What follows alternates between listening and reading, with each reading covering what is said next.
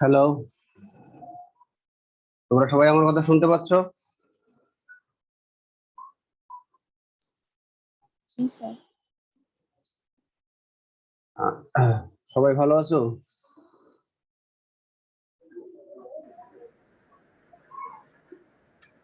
আচ্ছা, তোমাদের আয়েশা ম্যাডামের ক্লাসটা আজকে আমি নিচ্ছি। আমার পরিচয়টা দিই। আমার নাম হলো ডক্টর মোহাম্মদ মাহবুব হাসান, আর ডেজিগনেশন অ্যাসোসিয়েট প্রফেসর। তো তোমাদের ক্লাস যখন শুরু হবে, হ্যাঁ ক্লাস তো এখন শুরু হয়ে গেছে, সবাই কিন্তু ভিডিওটা অন রাখতে হবে। তোমাদের ক্লাস টিচার হয়তো বলে দিয়েছে তোমাদের, ঈদের পর থেকে যে ক্লাসগুলো হবে টিচাররাও যখন ভিডিও অন করবে, তোমরাও তোমাদের ভিডিওটা অন রাখবা। কারণ কলেজ কর্তৃপক্ষ তার টেকনিশিয়ান দিয়ে হয়তো আমাদের এই জুম মিটিং এ ঢুকতে পারে এবং দেখবে যে কে কে ভিডিও অন রাখে নাই। কাজেই তোমাদের সবাইকে ভিডিও অন রাখতে হবে। আর আমার সাউন্ড ঠিক মতো শোনা যায়? জি স্যার, শোনা যায়। স্লাইড ঠিকভাবে দেখতে পাচ্ছ? জি স্যার। Response please. জি স্যার, দেখতে পাচ্ছি। আচ্ছা, থ্যাংক ইউ। আর কোনো কারণে যদি নেট কানেকশন চলে যায়, হ্যাঁ তোমরা আবার জয়েন হবা। অনেক সময় দেখা যায় যে 40 মিনিট পার হয়ে যাওয়ার পরেও আমাদের হয়তো 2-4 মিনিট আরো সময় লাগতে পারে, তখন আবার রিজয়েন হবা। আচ্ছা, আমি আজকে আর ক্লাস শুরু করছি। আজকে তোমাদের পড়াবো হলো 7 নম্বর অধ্যায়। ওয়ালাইকুম আসসালাম। 7 নম্বর অধ্যায়, অধ্যায়ের নাম নগ্নবীজি ও আবৃতবীজি উদ্ভিদ। আর আজকে যে টপিকস সেটা হলো একবীজপত্রী উদ্ভিদের একটা গোত্র পর্ব ওএসি, আর দ্বিবীজপত্রী উদ্ভিদের আরেকটা গোত্র পর্ব মালভেসি। আচ্ছা, একবীজপত্রী আর দ্বিবীজপত্রী উদ্ভিদ আমরা গোত্র পড়তেছি, আমরা কি সবাই একবীজপত্রী উদ্ভিদ এবং দ্বিবীজপত্রী উদ্ভিদের বৈশিষ্ট্য সম্পর্কে সবাই জানি?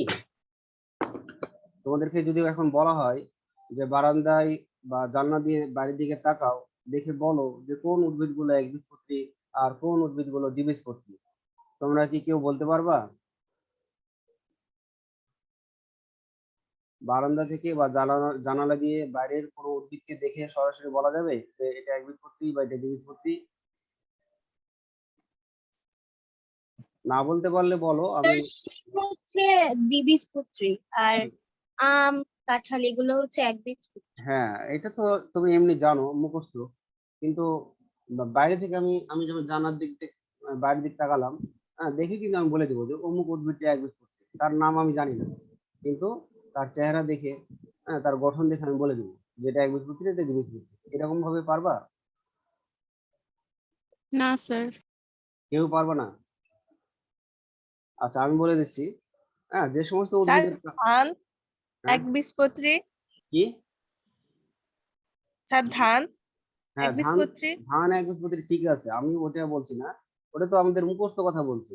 আমি বলছি, না স্যার, এটা আমি দেখছি। হ্যাঁ আমি বলছি যে বাইরের দিকে আমি তাকালাম, জাস্ট বারান্দার দিকে গেলাম বা জানালা দিয়ে তাকালাম, দেখে আমি বলে দিব যে ওই ওই উদ্ভিদটা একবীজপত্রী আর অমুক উদ্ভিদগুলো হলো দ্বিবীজপত্রী। আমি তাদের নাম জানি না যে সেটা কি গাছ, এরকম ভাবে বলতে পারবা? এরকম ভাবে মনে হয় বলতে পারবো না, আমি শিখিয়ে দিচ্ছি। তাহলে যাদের কাণ্ড হলো একক তারা হলো একবীজপত্রী, আর যাদের কাণ্ডের শাখা প্রশাখা আছে তারা দ্বিবীজপত্রী। এখন খেয়াল করো, তাল গাছ, নারকেল গাছ, সুপারি গাছ, খেজুর গাছ, এগুলো সব একবীজপত্রী, একটাই কাণ্ড, কোনো শাখা নাই। আর দ্বিবীজপত্রী আম, জাম, কাঁঠাল, লিচু, এগুলো সব শাখা আছে। এখন যদি কারো বাড়ি গ্রামে হয় তাহলে দেখবা ধান, গম, ভুট্টা, আখ, বাঁশ, এগুলো সব একবীজপত্রী। ঠিক আছে, এদের শাখা প্রশাখা নাই। ওকে, তাহলে আমরা জাস্ট এই একটা বৈশিষ্ট্য দেখে বলে দিব একবীজপত্রী আর দ্বিবীজপত্রী। আরো কিছু বৈশিষ্ট্য আছে, যেমন একবীজপত্রী উদ্ভিদের মূলগুলো হবে উচ্চমূল, দ্বিবীজপত্রী উদ্ভিদের ক্ষেত্রে হবে প্রধান মূল এবং শাখা মূল। যেমন নারকেল গাছের গোড়ায় দেখবা কাণ্ডের গোড়ায় অনেকগুলো মূল থাকে।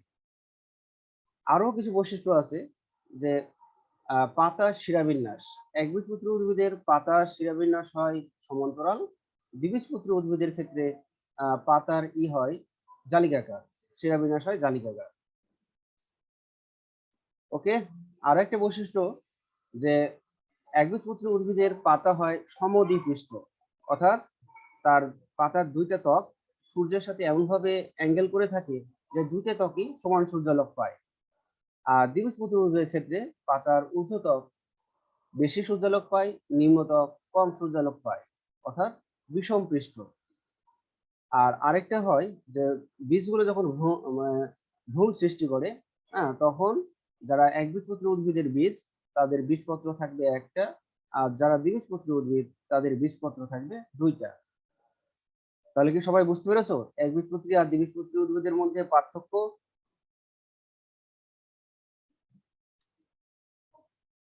রেসপন্স করো। জি স্যার। কোনো কিছু বুঝতে না পারলে রেসপন্স করবা। আচ্ছা, এখন আমরা আসি একবীজপত্রী উদ্ভিদের গোত্র পড়েছি, এই গোত্রের শনাক্তকারী বৈশিষ্ট্য। কাণ্ড সাধারণত নলাকার, মধ্যপর্ব ফাঁপা। তাহলে আমরা ধান, গম এগুলো হলো সব পয়সী গোত্রের অন্তর্গত, ঘাস, বাঁশ এগুলো সব পয়সী গোত্রের অন্তর্গত। এদের কাণ্ড হবে নলাকার এবং মধ্যপর্ব ফাঁপা। মধ্যপর্ব ফাঁপা, মধ্যপর্ব জিনিসটা কি সবাই বুঝো? না স্যার। আচ্ছা, আমি এটা বোঝাই দিচ্ছি। তাহলে এটা একটা ধরো, এটা একটা চিত্র, এটা হলো আখ বা গ্যান্ডারি বলে অনেকে, বা কুশর বলে অনেকে, সুগার ক্যান যেটা। তো সেই উদ্ভিদের এটা হলো কাণ্ড, ঠিক আছে? এরাও কিন্তু পয়সী গোত্রের অন্তর্গত। তাহলে এই কাণ্ডের এই যে আমরা এখানে দেখতে পাচ্ছি এটা, এটা, হ্যাঁ, এই যে এটা, এগুলো সব হলো নোড বা আমরা বলবো পর্ব। আর এই যে জয়েন্ট, যেগুলো আমরা জয়েন্ট বলতেছি, এই জয়েন্ট গুলো হলো ইন্টারনোড বা মধ্য পর্ব বা পর্ব মধ্য, ঠিক আছে? তাহলে ধান, গম, ইত্যাদি উদ্ভিদের যে মধ্য পর্ব, সেই মধ্য পর্ব গুলো হয় ফাঁপা, জয়েন্ট গুলো হয় ফাঁপা। কিন্তু ব্যতিক্রমও আছে, যেমন আখের মধ্য পর্ব কিন্তু ফাঁপা থাকে না।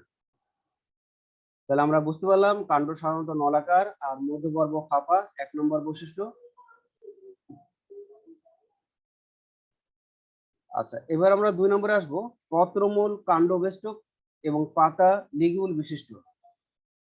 আচ্ছা, এটা একটা ধান গাছের একটা উদ্ভিদ, হ্যাঁ।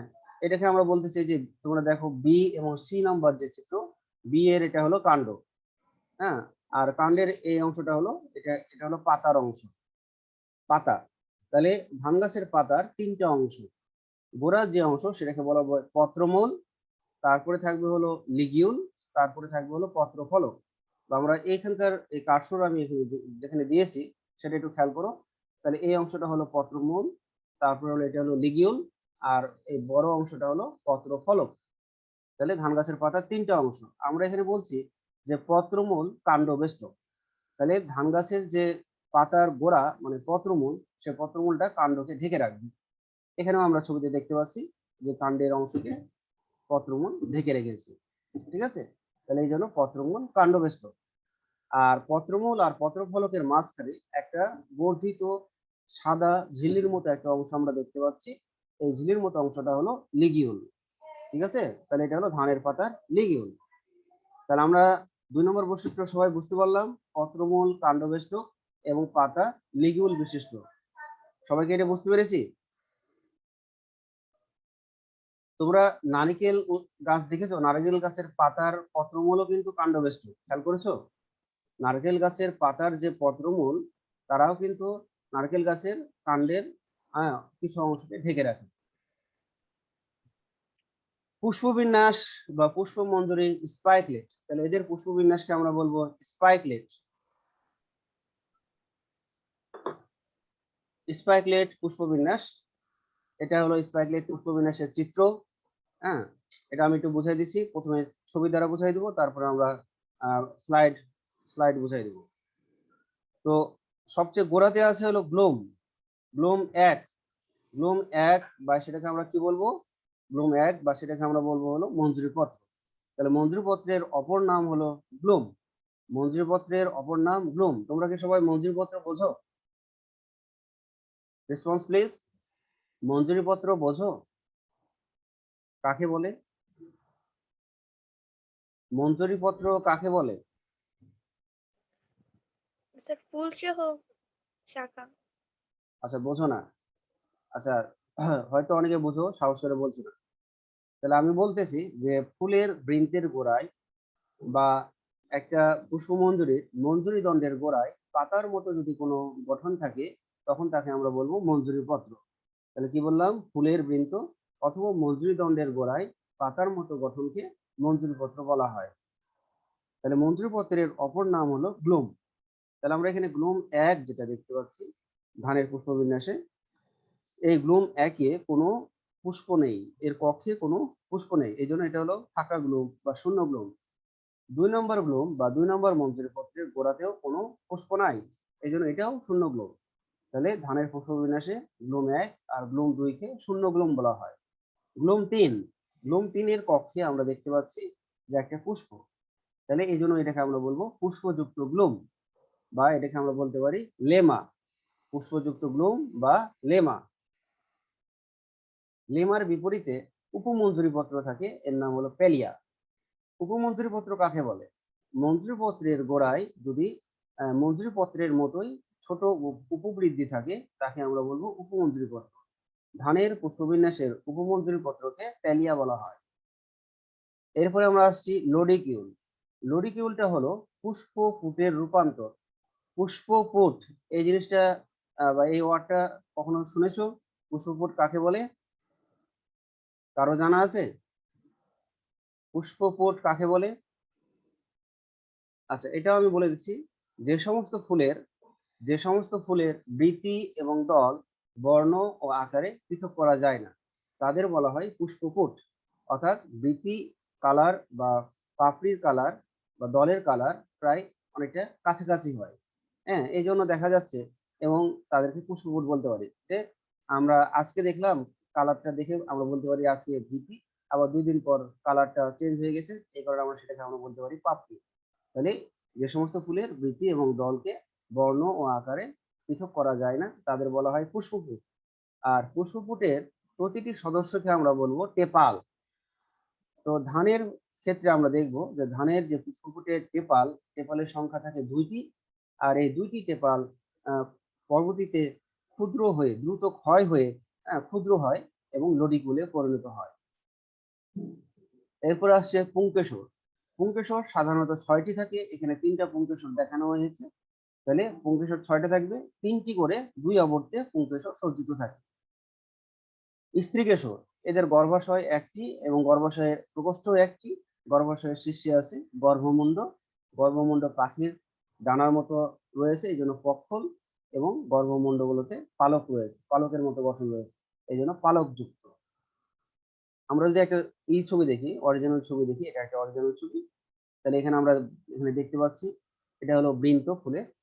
আর এই গোড়াতে খেয়াল করো, এটাকে বলা হচ্ছে স্টেরাইল লেমা।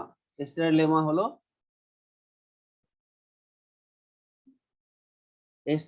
লেমা হলো যে আমরা বলেছিলাম শূন্য গ্লুম 1, শূন্য গ্লুম 2, শূন্য গ্লুম 1 আর শূন্য গ্লুম 2।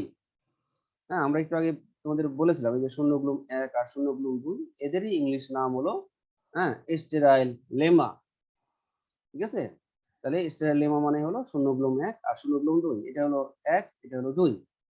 3 নম্বর গ্লুমটা বলেছিলাম পুষ্পযুক্ত গ্লুম, এটাকে আমরা বলবো লেমা, এটা হলো সেই লেমা। আর 4 নম্বর এটা হলো প্যালিয়া বা উপমঞ্জুরি পত্র। আমরা তোমাদের বলেছিলাম যে পুষ্পপুট, এটা হলো সেই পুষ্পপুটের টেপাল, এটাকে বলছি লডিকিউল। আর এখানে আমরা দেখতে পাচ্ছি এখানে পুংকেশর 6টায় দেখানো আছে। এই এই 3টা পুংকেশর একটা আবর্ত থেকে তৈরি, আর এদিককার 3টা পুংকেশর নিচে আরেকটা আবর্ত থেকে তৈরি। হ্যাঁ, আর এই ভিতরে এটা হলো স্ত্রীকেশর, নিচে গর্ভাশয়, এটা গর্ভদণ্ড, আর এই দুইটা হলো গর্ভমুণ্ড। আচ্ছা, আমরা আবার বৈশিষ্ট্যে ফিরে যাই। তাহলে পরাগধানী সর্বমুখ। তাহলে স্পাইকলেট পুষ্পবিন্যাসকে তোমরা সবাই বুঝেছো? পুষ্পবিন্যাস স্পাইকলেট এই জিনিসটা কি সবাই বুঝেছো? জি স্যার। তাহলে ধানের স্পাইকলেট পুষ্পবিন্যাসের কয়টা মঞ্জুরি পত্র আছে বা কয়টা গ্লুম আছে? 3টা। 3টা, থ্যাংক ইউ। এর মধ্যে 2টা হলো পুষ্পহীন আর একটা হলো পুষ্পযুক্ত। আর উপমঞ্জুরি পত্র কয়টা আছে?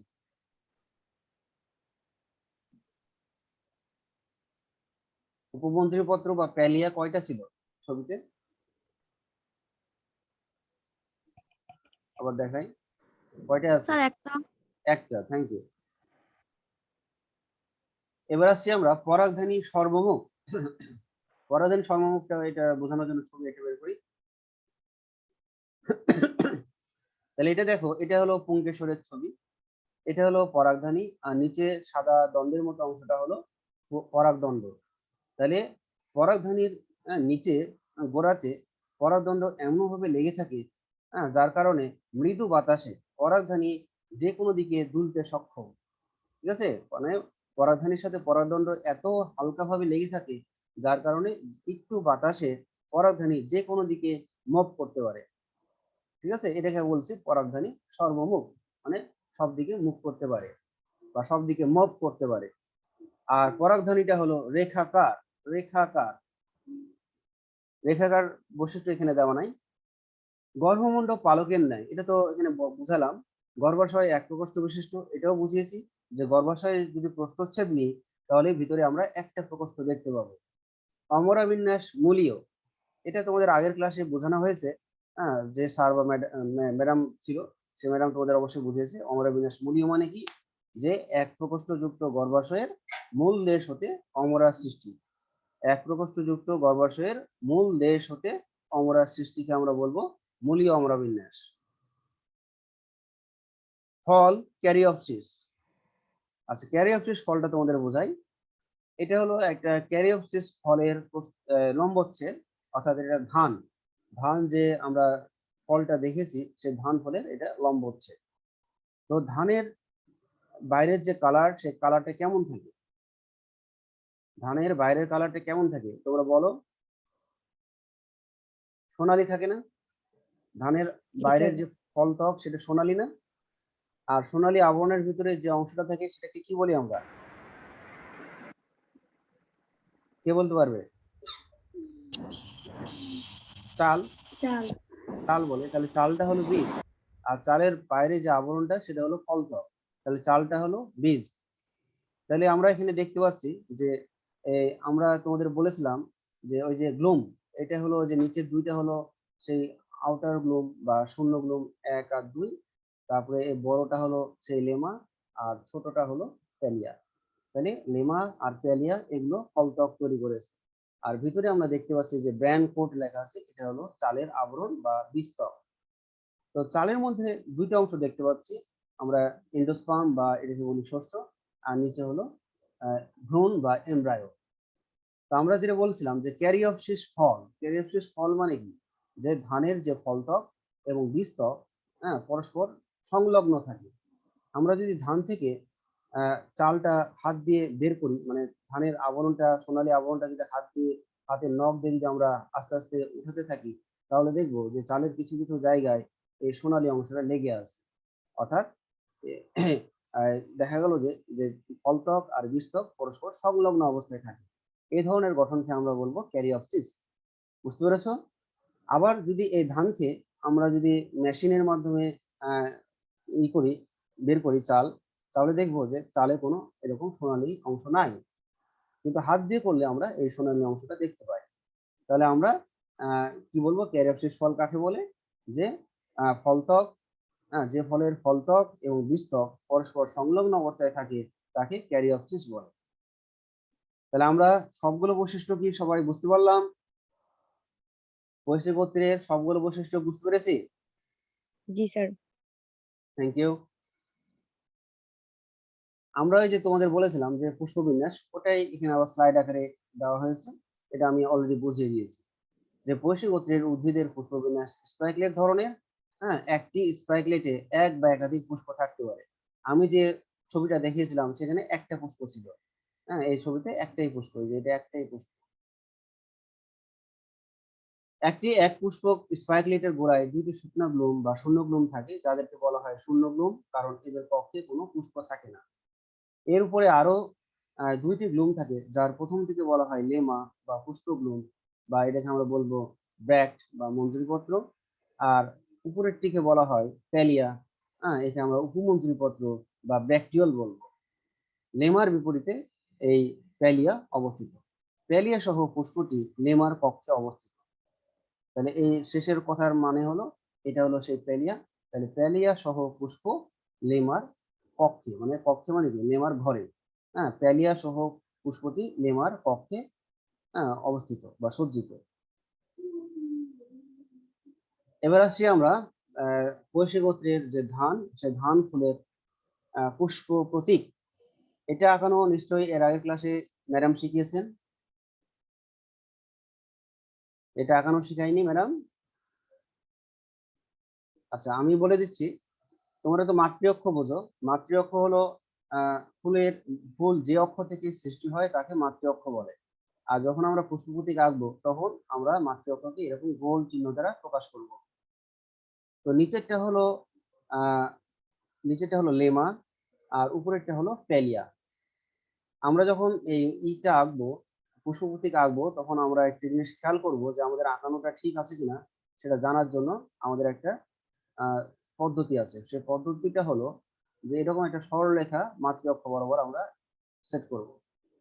হ্যাঁ, সেট করে আমরা দেখব যে মাতৃ অক্ষের সাথে এই যেটাই হোক, প্যালিয়া বা লেমা বা পুংকেশর যেটাই হোক, হ্যাঁ, তার মাঝখান দিয়ে যেতে হবে।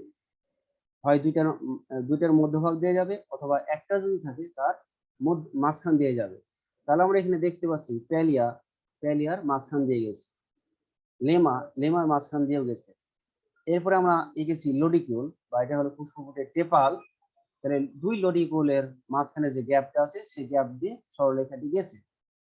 এরপরে আসছি পুংকেশর। পুংকেশর বলেছিলাম 6টি এবং 3টি করে 2 আবর্তে সজ্জিত, এই কথা বলা হয়েছিল। তাহলে এই 1 2 3 এটা একটা আবর্ত বা একটা বৃত্ত। এই আবর্তে 3টা পুংকেশর সজ্জিত। আবার 1 2 3 একটু দূরে দূরে আছে, পুংকেশর 3টা দূরে দূরে আছে। তাহলে 3টা পুংকেশর যে দূরে দূরে অবস্থিত, এই 3টা পুংকেশর আরো একটা আবর্তে সজ্জিত। তাহলে আমরা যে কথা বলেছিলাম যে পুংকেশর 6টি এবং 3টি করে 2 আবর্তে সজ্জিত থাকে। হ্যাঁ, এই কথাটা কি সবাই বুঝতে পেরেছো? পুংকেশর 6টি, 3টি করে 2 আবর্তে সজ্জিত, এই কথার অর্থ সবাই বুঝতে পেরেছো? তাহলে জি স্যার। 3টা পুংকেশর একটা বৃত্ত বা একটা আবর্ত থেকে তৈরি, আর দূরে যে 3টা পুংকেশর এটা আরেকটা বৃত্ত বা আরেকটা আবর্ত থেকে তৈরি। আর মাঝখানে আছে সেই অমরাবিন্যাস গর্ভাশয়, এই অমরাবিন্যাসটা হলো মূলীয়। তাহলে এবারে খেয়াল করো, সরলরেখা প্যালিয়ার মাঝখান দিয়ে, পুংকেশরের মাঝখান দিয়ে, গর্ভাশয়ের মধ্যভাগ দিয়ে, আর এখানে আমরা পুংকেশর, সেখানেও মাঝখান দিয়ে 2 লরিগোলের যে গ্যাপ, সেই গ্যাপ দিয়ে লেমার মাঝখান দিয়ে গেছে। কাজে আমাদের ছবি আঁকানোটা ঠিক আছে। যখন আঁকানো হয়ে যাবে তখন তোমরা সরলরেখাটা সরিয়ে নিবা বা সরলরেখাটা রাবার দিয়ে মুছে দিবা। হ্যাঁ,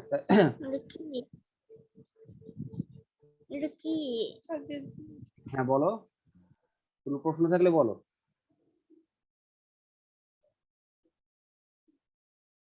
আচ্ছা, এবার আসছি আমরা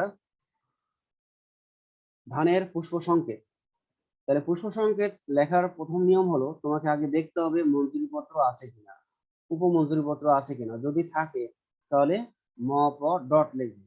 যদি আমরা জানি মঞ্জুরিপত্র ছিল 3টা, তবে এখানে লেখার দরকার নাই, সংখ্যা লেখার দরকার নাই। হ্যাঁ, ম প ডট লিখলেই আমরা বুঝে নিব মঞ্জুরিপত্র ছিল, সংখ্যা লেখার দরকার নাই। উ ম প মানে উপমঞ্জুরিপত্র, হ্যাঁ, পাশে একটা ডট দিতে হবে, মানে উপমঞ্জুরিপত্র আছে। আমরা যদিও দেখেছিলাম একটি উপমঞ্জুরিপত্র বা প্যালিয়া ছিল। এই চিহ্নের অর্থ হলো এটা হলো 1 প্রতিসম, অর্থাৎ এই ফুলটাকে এর গর্ভমণ্ডল যেহেতু 2টা, এই গর্ভমণ্ডল যেহেতু 2টা, তাহলে একে কেন্দ্রীয় অক্ষ বরাবর একবারই সমান দুই অংশে ভাগ করা যায়। এই জন্য একে আমরা বলবো 1 প্রতিসম। এবং 1 প্রতিসমের চিহ্ন হলো এরকম। উভলিঙ্গ, উভলিঙ্গ মানে আমরা ফুলটাতে দেখলাম যে পুংকেশর এবং স্ত্রীকেশর দুইটাই আছে, এই জন্য দুটাই অ্যাসাইন এখানে দেওয়া আছে। হ্যাঁ, এদের এদের যেহেতু বৃতি বা দল নাই, এই জন্য আমরা এদের কি আছে, পুষ্পপুট আছে। পুষ্পপুটের প্রতিটি সদস্য হচ্ছিল টেপাল, টেপাল হলো 2টি এবং মুক্ত। পুংকেশর 6টি, 3টি করে 2 আবর্তে সজ্জিত। গর্ভাশয় নিচে দাগ মানে গর্ভাশয় অধিগর্ভ। এই গর্ভাশয় অধিগর্ভ এই কথাটা কি সবাই বোঝো? গর্ভাশয় অধিগর্ভ এই কথাটা কি সবাই বোঝো? এনিওয়ান, কেউ অ্যান্সার করলে করতে পারো। গর্ভাশয় অধিগর্ভ, এটা কি বোঝো সবাই? এই চ্যাপ্টারের কিন্তু অনেকগুলো টার্ম আছে, এই টার্মগুলো তোমাদের ভালোভাবে বুঝতে হবে, নাহলে কিন্তু আহ, তোমাদের বুঝতে পারবে না। এই জন্য আমি বারবার বলছি গর্ভাশয় অধিগর্ভ মানে গর্ভাশয়ের নিচে গ লেখে নিচে দাগ, এটা মানে হলো গর্ভাশয় অধিগর্ভ। এটার অর্থ সবাই বোঝো? আচ্ছা আমি বলে দিচ্ছি তাহলে। হাইপোগাইনাস মানে গর্ভপাত পুষ্পের ক্ষেত্রে গর্ভাশয় অধিগর্ভ থাকে।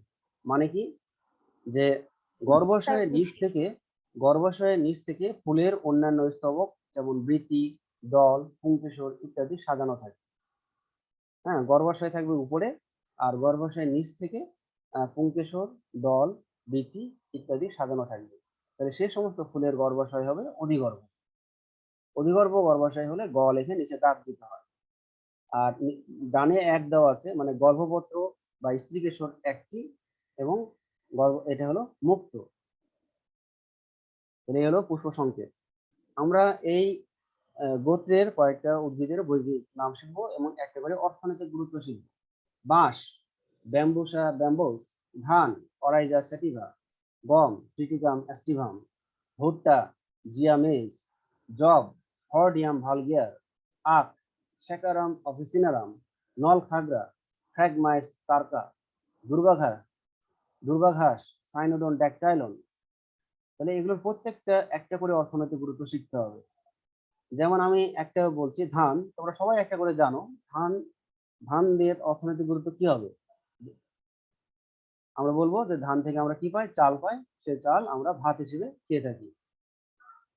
ঠিক আছে, তাহলে প্রত্যেকটার অর্থনৈতিক গুরুত্ব তোমরা একটা শিখে নিবা। তাহলে আমরা এবার আসছি দ্বিবীজপত্রী উদ্ভিদের গোত্র। তোমাদের সিলেবাসে মালভেসি গোত্রটা আছে। স্যার নলখাগড়া কি? নলখাগড়া, নলখাগড়া হলো যে এটা হলো উভচর উদ্ভিদ। নলখাগড়াটা হলো, হ্যাঁ, এই ইংলিশটা হলো ফ্র্যাগমাইটস। হ্যাঁ, নলখাগড়াটা হলো উভচর উদ্ভিদ। ফ্র্যাগমাইটস কার্কা, আর ইংলিশ নামটা হলো ফ্র্যাগমাইটস। তো এটা হলো কিছু অংশ পানিতে এবং কিছু অংশ ডাঙায়, এই জন্য এদেরকে বলা হয় উভচর উদ্ভিদ। উদ্ভিদের কচি অংশ রোমশ মিউসিলাস পূর্ণ বা পিচ্ছিল পদার্থ যুক্ত। তাহলে এই গোত্রের দু একটা উদ্ভিদের নাম আমি বলতেছি, যেমন ঢেঁড়স, জবা ফুল, তারপর কার্পাস তুলা। তো তোমরা ঢেঁড়স নিশ্চয় দেখেছো, ঢেঁড়স সবজিটা যখন কাটো বা ঢেঁড়স যখন খাই আমরা, তখন একটু পিচ্ছিল থাকে না? কখনো খেয়াল করেছো? তাহলে সেই পিচ্ছিলটাই হলো মিউসিলেজ। আর কচি ঢেঁড়স, ঢেঁড়স যদি কচি হয় তাহলে তার গায়ে দেখবা ছোট ছোট শুঁড় বা ছোট ছোট রোম। বাজার থেকে যদি বাবা মা ঢেঁড়স কিনে নিয়ে আসে, তাহলে লক্ষ্য করবা যে তার গায়ে রোম আছে কিনা। কেউ কি কখনো লক্ষ্য করেছো যে কচি জি ঢেঁড়স থাকে? হ্যাঁ, জি স্যার। হ্যাঁ, তাহলে এই যে এটা হলো ঢেঁড়স। হ্যাঁ, এর এই গায়েও ছোট ছোট রোম আছে। হ্যাঁ, রোমের ছবিটা এখানে ক্লিয়ার বোঝা যাচ্ছে না। পাতায় মুক্তপার্শ্বীয় উপপত্র বিদ্যমান। উপপত্র কাকে বলে? পাতার বৃন্তের গোড়ায়, হ্যাঁ, পাতার বৃন্তের গোড়ায় যদি কোনো পাতার মতোই উপাঙ্গ থাকে, তখন তাকে আমরা বলবো উপপত্র। তো এই গোত্রের উদ্ভিদের উপপত্র হলো দুইটা, এবং এই উপপত্রকে বলা হচ্ছে মুক্ত পার্শ্বীয় উপপত্র। মুক্ত পার্শ্বীয় মানে কি? যে উপপত্র পার্শ্বীয় দিকে মুক্তভাবে অবস্থান করেছে। তাহলে আমরা বলছি যে পাতার বৃন্তের গোড়ায় পাতার মতো গঠনকে উপপত্র। আর একটু আগে আমি তোমাদের বুঝিয়েছি যে আহ, ফুলের বৃন্তের গোড়ায় যদি পাতার মতো গঠন থাকে, তার নাম কি বলেছিলাম? কেউ বলতে পারবা? ফুলের বৃন্তের গোড়ায় পাতার মতো যদি কোনো উপাঙ্গ থাকে, তখন তাকে আমরা কি বলবো? আমরা এখানে বলছি যে পাতার যে বৃন্ত, সেই পাতার বৃন্তের গোড়ায় পাতার মতো যদি উপাঙ্গ থাকে, তাহলে তাকে বলছি উপপত্র। আবার আরেকটু ঘুরিয়ে বলতেছি যে ফুলের বৃন্তের গোড়ায় পাতার মতো যদি কোনো উপাঙ্গ থাকে, তখন তাকে কি বলবো? এটা পারার কথা, একটু আগেই বললাম। একটু আগেই আমি কৈশিক গোত্র যখন পড়াই তখন এটা বলেছিলাম যে ফুলের বৃন্তের গোড়ায় বা মঞ্জুরি দণ্ডের গোড়ায় পাতার মতো উপাঙ্গ বা গঠন থাকে তার নাম কি ছিল? মঞ্জরি পত্র। তার নাম কি ছিল? মঞ্জরি পত্র। ওকে, তাহলে এদের উপপত্র মুক্তপার্শ্বীয়। পুষ্প একক, সাধারণত উপবৃতি যুক্ত। তাহলে আমরা একটা জবা ফুল দেখতে পাচ্ছি। এই জবা ফুলের সবচেয়ে নিচের দিকে দেখো, এই যে একটা নীল চিহ্নিতকরণ করা আছে, সেটাই হলো উপবৃত্তাংশ। তার উপরেরটা হলো বৃত্তাংশ, এটা হলো পাপড়ি। আচ্ছা, তোমরা তো পুষ্পপত্র নাম শুনেছো। পুষ্প মানে ফুল, আর পত্র মানে কি? পাতা। পাতা। ফুলের পাতাগুলো কি কি?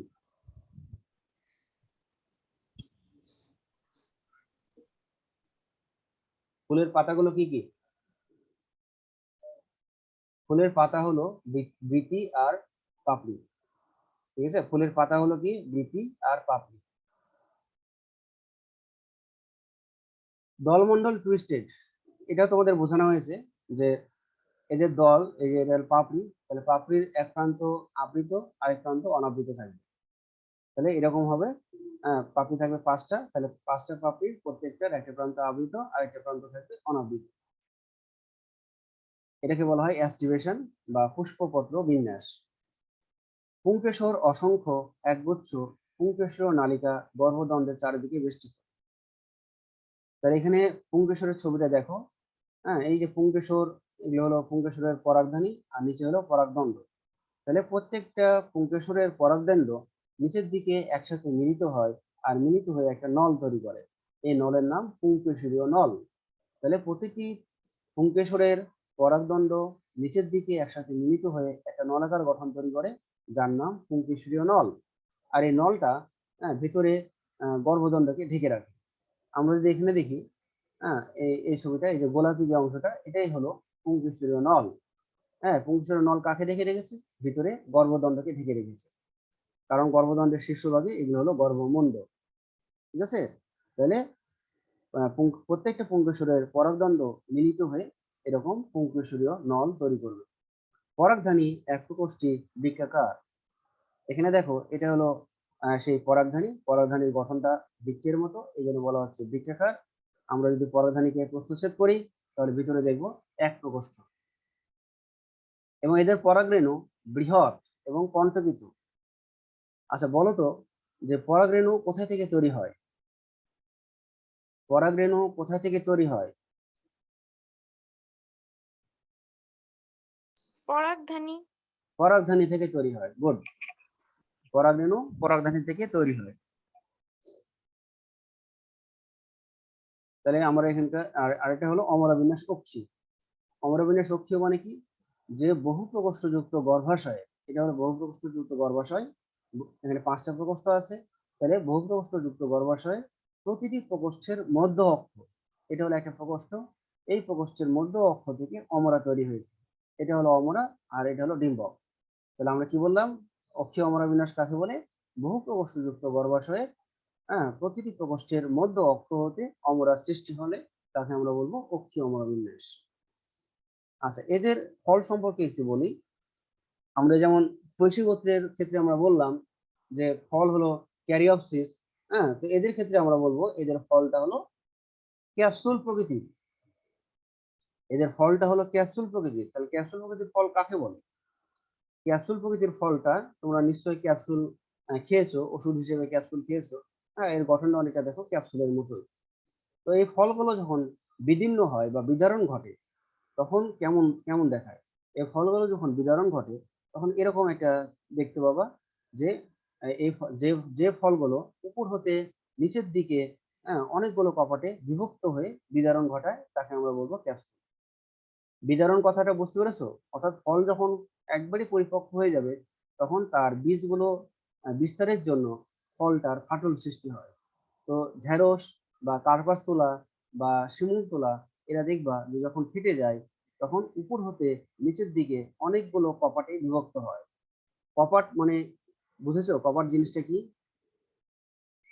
কপাট মানে হলো দরজা। তোমরা সবাই মটরশুঁটি ফল, এই ফলটা হয়তো ছিলেছো। তো মটরশুঁটির কয়টা কপাট থাকে? মটরশুঁটির কয়টা কপাট থাকে? কেউ অ্যান্সার করো। স্যার দুইটা। দুইটা। তাহলে এখানে দেখতে পাচ্ছ যে এই ঢেঁড়স ফল যখন পরিপক্ক হয়ে ফেটে যাচ্ছে বা বিতরণ ঘটছে, তখন এর অনেকগুলো কপার দেখতে পাচ্ছি না? আমরা কয়টা দেখতে পাচ্ছি? 1 2 3 4, চারটা, বা এখানে আমরা দেখতে পাচ্ছি 5টা। তাহলে এরকম 4টা বা 5টা কপাটে ভাগ হয়ে যাবে। বা কেউ যদি শিমুল ফল বা কার্পাস ফল গাছে থাকা অবস্থায় বিতরণ ঘটতে দেখো, তাহলে সেটাও তোমরা দেখবা 4টা বা 5টা কপাটে ভাগ হয়ে যাচ্ছে। তাহলে এই এই ধরনের ফলকে আমরা বলবো ক্যাপসুল। হ্যাঁ, এই যে বলছি ক্যাপসুল ফল।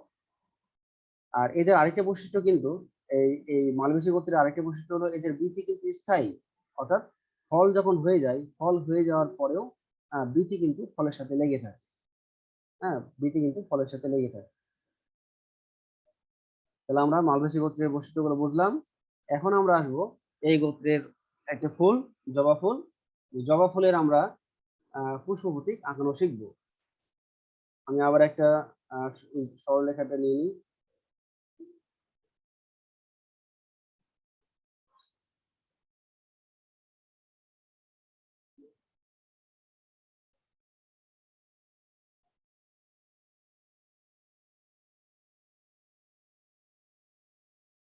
হ্যাঁ, এই হয়েছে মোটামুটি। তাহলে আমরা এখানে কি বলবো, যে এর গর্ভাশয়ের অমরাবিন্যাসটা হলো অক্ষীয়। তাহলে আগে আমরা অক্ষীয় অমরাবিন্যাসটা এঁকে নিব। এবং চারপাশে একটা গোল, এটা হলো সেই পুংকেশরীয় নল। আর পুংকেশরীয় নলের সাথে সংযুক্ত আছে অনেকগুলো পুংকেশর। হ্যাঁ, এগুলো হলো পরাগধানী, আর নিচেটা হলো পরাগদণ্ড। আর তারপরে আমরা এঁকেছি হলো পাপড়ি বা দলমণ্ডল। পাপড়ির অ্যাস্টিভেশনটা ছিল পাকানো, অর্থাৎ এক প্রান্ত আবৃত আরেক প্রান্ত অনাবৃত। তারপরে আমরা আঁকবো বৃত্তাংশ। বৃত্তাংশ ছিল 5টি, এবং ভালভেট অ্যাস্টিভেশন, এবং বৃত্তাংশগুলো সংযুক্ত, এই যে সংযুক্ত, এটার দ্বারা সংযুক্ত বোঝায়। এরপর আমরা আসবো উপবৃত্তাংশ। উপবৃত্তাংশ 5টি। তাহলে আমাদের আঁকানোর নিয়মটা কি?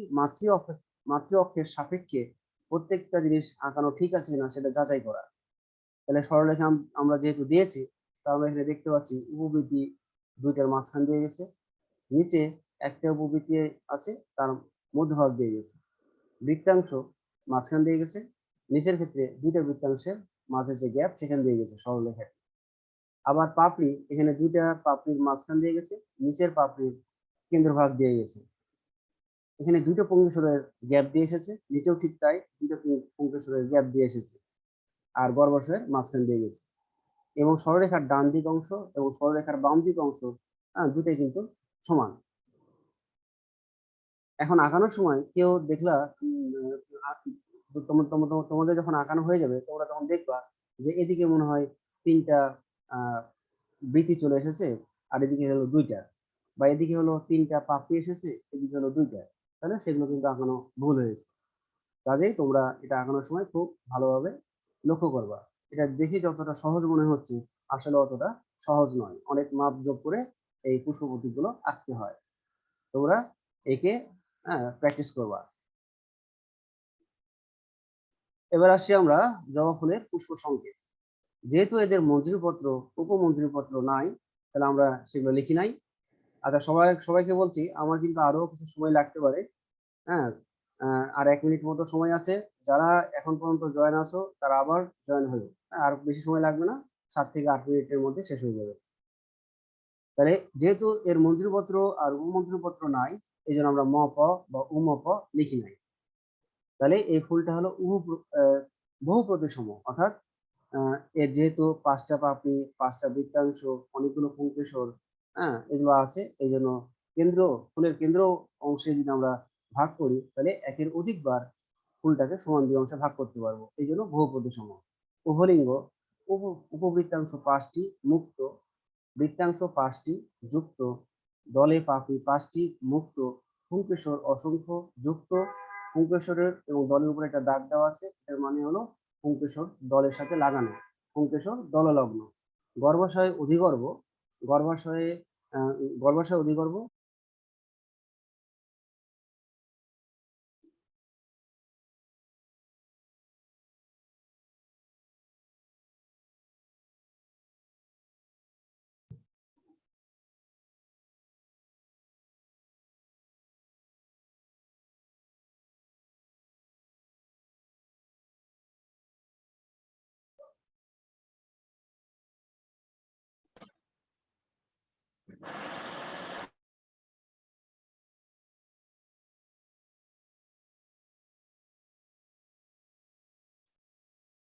আচ্ছা, আমরা এখানে বলেছিলাম যে গর্ভাশয়ের কথা, তাই না? তাহলে আমরা বলেছিলাম যে গর্ভাশয় অধিগর্ভ, আর আহ, পাশে 5 লেখা আছে, মানে গর্ভপত্র হলো 5টি, গর্ভপত্র 5টি যুক্ত। ওকে। আচ্ছা, তাহলে তোমরা এই মালবেশী গোত্রের বৈশিষ্ট্য, তারপরে পুষ্প প্রতীক, পুষ্প সংকেত, এগুলো সব বুঝতে পেরেছো?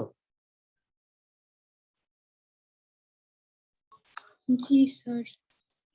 আচ্ছা, এরপরে আসছি আমরা এই গোত্রের কয়েকটা উদ্ভিদের সায়েন্টিফিক নেম: জবা, হিবিস্কাস রোজা সাইনেনসিস, ঢেঁড়স, অ্যাবেলমস্কাস স্কুলেন্টাস, কার্পাসতুলা, গসিপিয়াম হার্বেসিয়াম, কেনাপ মেস্তাপার, হিবিস্কাস কান্নাবিনাস, স্থলপদ্ম, হিবিস্কাস মিউটাবিলিস। ওকে। আর প্রত্যেকটা উদ্ভিদের একটা করে অর্থনৈতিক গুরুত্ব তোমাদের শিখতে হবে। যেমন জবা, জবার অর্থনৈতিক গুরুত্ব একটা কেউ বলতে পারবা? জবা কি কাজে ব্যবহার করা হয়? অনেকগুলোই বলা যায়। সৌন্দর্যের কাজে। বলতে পারবা কেউ?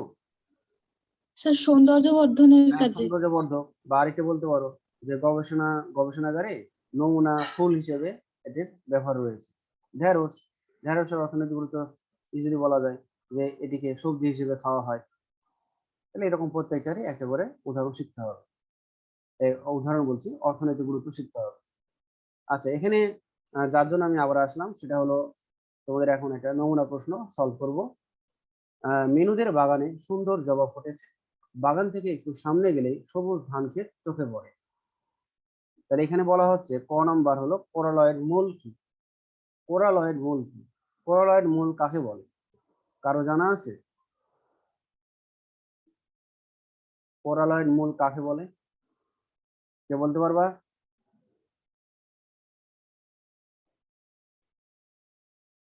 কোরালয়েড মূল কাকে বলে? কারো জানা নাই? আচ্ছা, সাইকাস, স্যার সাইকাস। হ্যাঁ বলো। কোরালয়েড মূল। হ্যাঁ বলো, সাইকাস কি একজন বলছিলা? সাইকাসের হ্যাঁ বলো। প্রাকৃতিক মূলকে কোরালয়েড মূল বলে। কেন বলা হয়? কারণ তার মূল স্যার এর কোরালের মতো।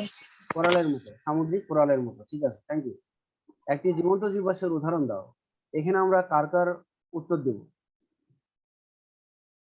Sir Cycas. সাইকাস পেকটিনাটা, এটা হলো উদাহরণ। হ্যাঁ, এখানে সাইকাস বললে হবে না, পুরোটাই বলতে হবে সাইকাস পেকটিনাটা। আর জীবন্ত জীবাশ্ম কাকে বলে?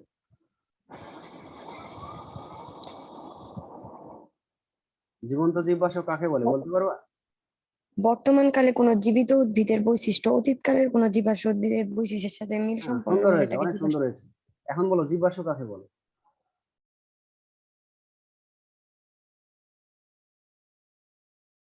জীবাশ্ম কাকে বলে? জীবের ভস্মীভূত অংশ, জীবের ভস্মীভূত অংশ। হ্যাঁ, এখনো পৃথিবীতে দেখা যায় যে বিভিন্ন পাহাড়ে বা বিভিন্ন বরফের মধ্যে, হ্যাঁ, অনেক প্রাণী বা অনেক উদ্ভিদের ধ্বংসাবশেষ পাওয়া যায়। সেগুলো হলো জীবাশ্ম। কারণ সেই উদ্ভিদ বা সেই প্রাণীর জীবিত কোনো নমুনা পৃথিবীতে বেঁচে নেয়, এই জন্য তারা জীবাশ্ম। কিন্তু সাইকাস পেকটিনাটা, সাইকাস হলো যে গ্রুপের সদস্য, মানে সাইক্যাডস বা সাইক্যাডেসি যে ফ্যামিলিটা ছিল, হ্যাঁ, বা সাইক্যাডেলস যে পর্বটা ছিল, সেই পর্বের সব উদ্ভিদকে বলা হয় সাইক্যাডস। তো সাইকাস গ্রুপের অনেক সদস্য কিন্তু মেসোজোয়িক যুগে পৃথিবীতে বিচরণ করেছিল এবং তারা বিলুপ্ত হয়ে গেছিল। কিন্তু সাইকাসও ওই যুগেরই একটা উদ্ভিদ, কিন্তু সাইকাস বর্তমানে বেঁচে আছে এবং সেই জীবাশ্ম উদ্ভিদের সাথে কিছু বৈশিষ্ট্যের মিল রয়েছে। এই জন্য সাইকাসকে আমরা বলবো লিভিং ফসিল বা জীবন্ত জীবাশ্ম। আচ্ছা, যে অ্যান্সার দিয়েছিল তার নাম কি? যে অ্যান্সার দিয়েছিল তার নাম কি? একটু আগে বললা যে জীবন্ত জীবাশ্মের সংজ্ঞাটা।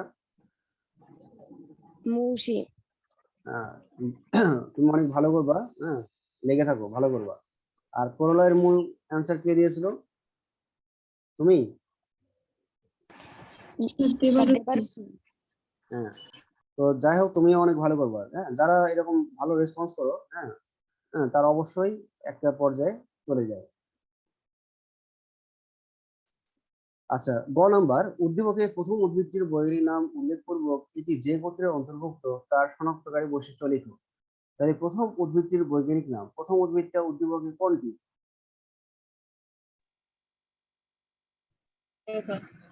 জবা। জবা। জবার বৈজ্ঞানিক নাম কি? হিবিস্কাস রোজা সাইনেনসিস। তার গোত্রের নাম কি? মালবেসি। মালবেসি। অনেকে হয়তো এগুলো জানো কিন্তু লেখো না। পরীক্ষায় যখন আসে তখন এগুলো জানো, লেখো না, সরাসরি চলে যাও যে মালবেসি গোত্রের শনাক্তকারী বৈশিষ্ট্য। হ্যাঁ, যেহেতু লেখো নাই তখন তুমি জ্ঞানমূলক অনুধাবনমূলক প্রশ্নের অ্যান্সার পাবা না, তুমি শুধু প্রয়োগের অ্যান্সারটা পাবা। বুঝছো? এই জন্য তোমাকে লিখে আসতে হবে যে এগুলো কিন্তু প্রত্যেকটা ক্লু, একটা একটা করে ক্লু ওখানে দেওয়া আছে। প্রথম ক্লু হলো উদ্ভিদটির বৈজ্ঞানিক নাম, দ্বিতীয় ক্লু হলো উদ্ভিদটির গোত্রের নাম, তৃতীয় ক্লু হলো শনাক্তকারী বৈশিষ্ট্য। তাদের তিনটে জিনিসই লিখতে হবে আলাদা আলাদা ভাবে। ঘ, উদ্দীপকের দ্বিতীয় উদ্ভিদ গোত্রের পুষ্পবিন্যাসের চিহ্নিত চিত্র এঁকে উদ্ভিদটির পুষ্প সংকেত লিখো। তাহলে দ্বিতীয় উদ্ভিদ গোত্রের উদ্ভিদটার নাম কি? ধান। ধান। তাহলে ধানের এখানে গোত্রের নাম চাওয়া হয়েছে, গোত্রের নাম কি? পোয়েসি। পোয়েসি গোত্রের পুষ্পবিন্যাসের নাম কি? পোয়েসি গোত্রের পুষ্পবিন্যাসের নাম কি? Spike, spikelet. এই যে স্পাইকলেট, এই ছবিটা আঁকতে হবে। এটা একটা ডায়াগ্রামেটিক চিত্র, এটা আসলে কিন্তু অরিজিনাল না, এটা একটা কাল্পনিক একটা চিত্র বা ডায়াগ্রামেটিক ভিউ। এই ছবিটা আঁকবা চিহ্নিতকরণ সহ, একে উদ্ভিদটির পুষ্প সংকেত লিখতে হবে। পুষ্প সংকেত হলো এটা, এখানে বাংলাও দেওয়া আছে, ইংরেজিতেও দেওয়া আছে, তাহলে যে কোনো একটা লিখলেই হবে, বাংলা লিখলেও হবে, ইংরেজি লিখলেও হবে। আর তোমাদের আরেকটা জিনিস বুঝিয়ে দিই যে খ নম্বর অনুধাবনমূলক কোশ্চিন, এখানে কিন্তু একটা প্রকাশিত কোশ্চিন থাকে আর একটা লুকায়িত কোশ্চিন থাকে। যেমন এখানে প্রকাশিত কোশ্চিন কোনটা? খ, একটি জীবন্ত জীবাশ্মের উদাহরণ দাও। তাহলে এখানে প্রকাশিত কোশ্চিন কোনটা? এখানে প্রকাশিত কোশ্চিন হলো উদাহরণ দাও। এটা তোমরা সবাই লিখবা যে একটা উদাহরণ দিয়ে চলে আসবে, সাইকাস পেকটিনেটা। তাহলে তুমি আসলে পেলে 1। কিন্তু যারা জীবন্ত জীবাশ্ম কাকে বলে লিখে উদাহরণ দিবে তারা পাবে 2, কারণ এখানে জীবন্ত জীবাশ্ম এটা হলো লুকায়িত কোশ্চিন। তাহলে অনুধাবনমূলক কোশ্চিন গুলো এরকম থাকে যে এটা সহজে বোঝা যায় না যে একটা কোশ্চিন এখানে ডাইরেক্ট দেওয়া থাকে আর আরেকটা কোশ্চিন আসলে কি, এটা তোমাদের খুঁজে বের করতে হবে। কাজেই অনুধাবনমূলক কোশ্চিন গুলো লেখার ক্ষেত্রে একটু সতর্ক থাকবা। ঠিক আছে? তো আজকের ক্লাস মোটামুটি শেষ। কারো কোনো প্রশ্ন থাকলে করতে পারো।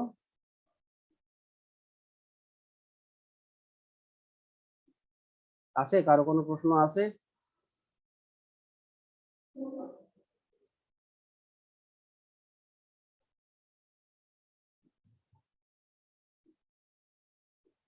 কারো কোনো প্রশ্ন নাই? আচ্ছা, আমি যদি একটা কোশ্চেন করি আজকের পড়ার মধ্যেই, পুষ্পযুক্ত ব্লুম বা মঞ্জুরি পত্রকে কি বলা হয়?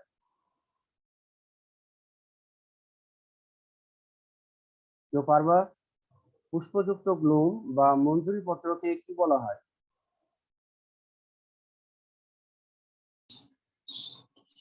লেমা। এমা, গুড। নাম কি বলো? দেবারতী। ঠিক আছে, থ্যাংক ইউ। আচ্ছা, তারপরে হলো পয়সী গোত্রের যে ফল, পয়সী গোত্রের উদ্ভিদের যে ফল আছে সেই ফলের ধরনটা কেমন? এই ফলের ধরনটা কেমন ছিল?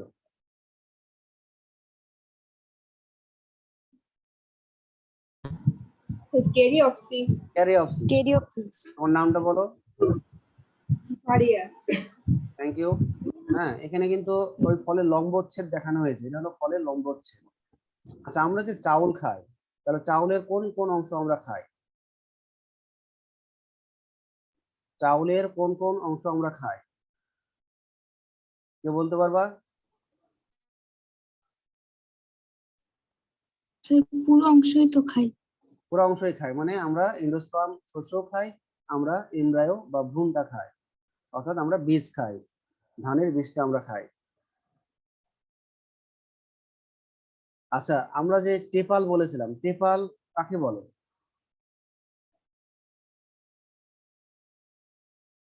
টেপাল কাকে বলে? স্যার পুষ্পগুচ্ছের প্রতিটি হ্যাঁ, অংশকে পুষ্পপুটের প্রতিটি সদস্যকে টেপাল বলে। পুষ্পপুট কাকে বলে মনে আছে? যে সমস্ত ফুলের বীতি এবং দলকে আলাদা করা, বর্ণ ও রঙে আলাদা করা যায়, সরি, যে সমস্ত ফুলের বীতি এবং দলকে, হ্যাঁ, যে সমস্ত ফুলের বীতি এবং দলকে বর্ণ ও আকারে পৃথক করা যায় না, তাকে আমরা কি বলবো? পুষ্পপুট। আর পুষ্পপুটের প্রতিটি সদস্যকে আমরা কি বলবো? টেপাল। পুষ্পপুটের প্রতিটি সদস্যকে আমরা বলবো টেপাল। আর এখানে আমরা বলছি যে এই টেপাল গুলো দ্রুত ক্ষয়পূর্ণ হয়, আর দ্রুত ক্ষয়পূর্ণ হয়ে কি তৈরি করে? লডিকিউল তৈরি করে। হ্যাঁ, ধানের ক্ষেত্রে পুষ্পপুটের টেপাল লডিকিউল তৈরি করে। লডিকিউলের সংখ্যা 2টি। তো সবাই ভালো থাকো। হ্যাঁ, সবাইকে ধন্যবাদ পুনরায় অংশগ্রহণ করার জন্য, কারণ এখানে মাত্র 23 জন অংশগ্রহণ করেছে, বাকি সদস্যরা হয়তো বেশি ট্যালেন্ট, এই জন্য হলো তারা অংশগ্রহণ করে নাই। তো যাই হোক, তোমরা ট্যালেন্ট তো আসোই, আরো ভালো করো, সেই প্রত্যাশায় আমি ক্লাস শেষ করছি। ঠিক আছে? তো সবাই ভালো থাকো। হ্যাঁ, Assalamualaikum. ওয়ালাইকুম আসসালাম।